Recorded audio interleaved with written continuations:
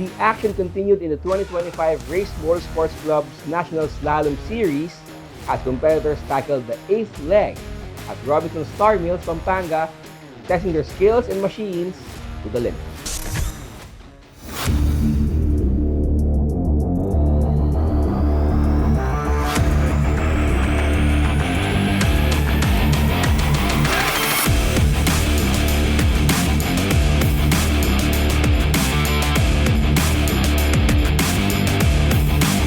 Good afternoon, everyone. This is Bing Bang Dulce of Race Motorsports Club, and currently we're holding the 8th leg of the 2025 National Slalom Series right here at Robinson Star Mills, Pampanga. And as you can see, we have a different area for today. It's going to be a semi-high speed and a technical course for everybody.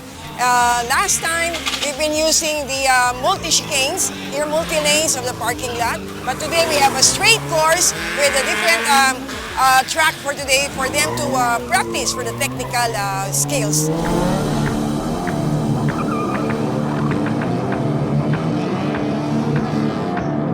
Unang-una yung reflection, mahina yung reflection ko. So yun, nakita nung anak ko, siguro parang nakita niya yung ginagawa ko dati, siya rin daw. So far naman, naging okay naman yung naging performance niya sa racing. Actually, before, nung bata pa ako, siya yung nag-race. Siguro doon talaga ako namulat. Bilang racer siya. So, tinuturuan niya ako ng mga techniques. And then ngayon, support na lang talaga siya. Siyempre, bilang tatay, masaya tayo kahit na sabihin na nakita mo yung parang ginagawa mo ng araw, nasa anak mo na. Yun. Siyempre, iba, proud ako sa anak ko. Because my grandfather and my father also joined the slalom series and my brother as well. So that's why I joined the slalom series to keep on continuing the generation of slalom racers.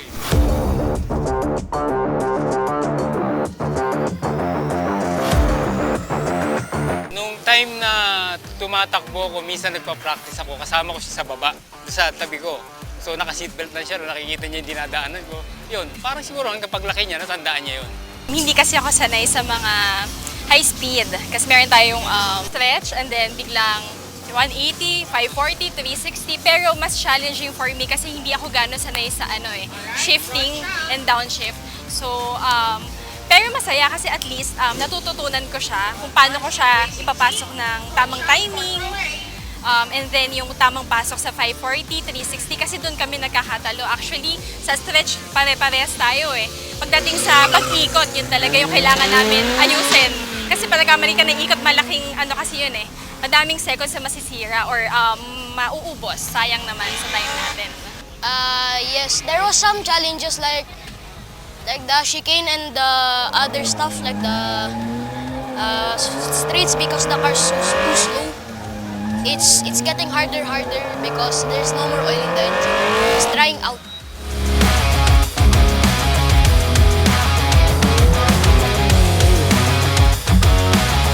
Tutusin dapat talaga para magawa mo yung mga ganung bagay, kailangan malakas talaga ang makina mo. Ganun. Sa amin naman kasi hindi, pang lang kumbaga unang-unang maliit yung makina namin. Tsaka hanggat maaari, gusto ko maubos niya muna yung power na auto bago kami mag-adjust sa engine. Siyempre kailangan alam mo yung susunod mong gagawin. Kailangan focus ka Hindi pwede na tipong bago ka dumating doon, saka mo lang iisipin. Actually, yung pagpasok sa chicane, isa na yon. And then after nun, magti-360 ka. So yun yung lagi kong iniingatan. Siyempre, mas okay na wala tayong pylon. Mas maganda yung time natin. Reading the track and then practicing it using that car.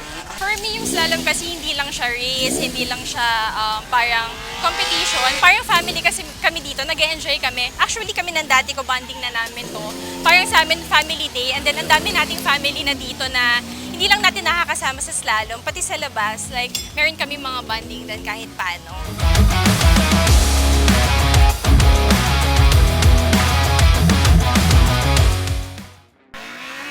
Ano naman yan, lagi naman na tuwing kakarera ka o tatakbo, lagi ka naman din nag-a-adjust sa bawat ginagawa niyo. Hindi naman nawawala yung kung kahit naman okay na yung sasakyan, nag-a-adjust ka pa rin Kumbaga, may ramdaman kang iba, mag-a-adjust ka.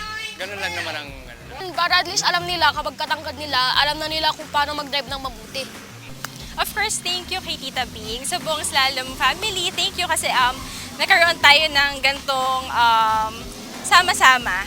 And then, of course, yung mga gusto mag-join, yung mga other girls or women's, actually, meron naman tayong clinic every morning. Andito yung mga professional racers natin before na nag-guide sa atin. So, kahit kami gina-guide din nila. So, free naman siya actually. And then, yun nga, mas okay na may matutunan tayo for basic hanggang step by step. Matutunan natin hanggang actually, ako, I'm so happy and then honored na makasali ako sa ibang bansa because of this slalom. Okay, as of now, in the current standings, we still have Richard Gallardo leading the points, followed by Pawi Base, Kiel Rafanan, Rod Zhang. For the novice category, we have Miko Sagawinit and Enrico Puso. For the rear wheel, we have Pucci Ortega. And for the best time, we still have Pawi Base, Richard Gallardo, Kiel Rafanan, and Rod Zhang. So once again, we would like to invite everyone to please like and share our Facebook page of Race Motorsports Club. Till then, please continue to watch the slalom races. So once again, we would like to thank Motoring Today for always being with us for the past 38 years of slalom racing. Magkasabay kami nagsimula. Diba?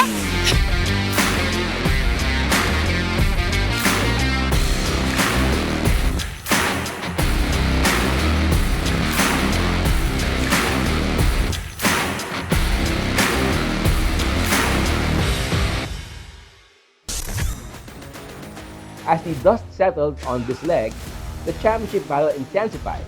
Fans can look forward to more high-octane action at the next stop on the motorsports calendar.